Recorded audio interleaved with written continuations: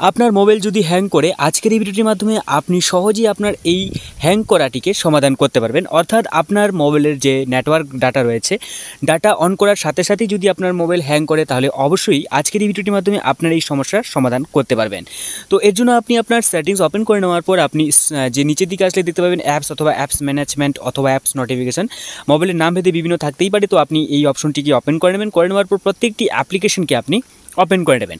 যদি data on করার সাথে সাথে আপনার মোবাইল হ্যাং করে তাহলে প্রত্যেকটি অ্যাপ্লিকেশনের যে নোটিফিকেশন রয়েছে এই নোটিফিকেশনগুলি আপনি সবার প্রথমত অফ করে নেবেন।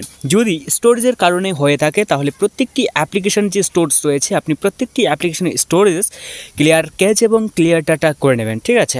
তবে অবশ্যই মনে রাখবেন যদি আপনি ক্লিয়ার ডাটা করে নেন তাহলে কিন্তু যে অ্যাপ্লিকেশন যে রয়েছে আগে থেকে যে ছিল লগ ইন করা বা হোয়াটসঅ্যাপ যদি থাকে বা ফ্লিপকার্ট থাকে তাহলে কিন্তু লগ আউট হয়ে যাবে। তো অবশ্যই আপনি এটা মনে রাখবেন।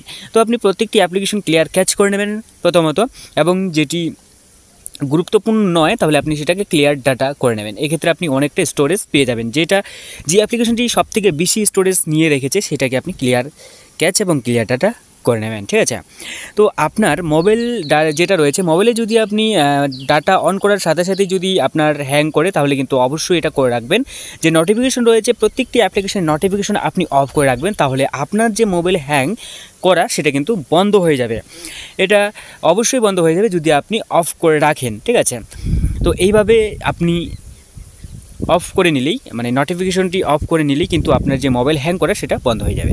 তো এই ছিল আজকে ছোট্ট একটা ভিডিও। দেখা হচ্ছে পরবর্তী নতুন একটি ভিডিওতে। ভিডিওটি ভালো লাগলে অবশ্যই আপনার মতামত জানাতে ভুলবেন না, এবং চ্যানেলটি এখনও পর্যন্ত সাবস্ক্রাইব করে না থাকলে চ্যানেলটিকে সাবস্ক্রাইব করে সাথে অল নোটিফিকেশন অন করে রাখবেন।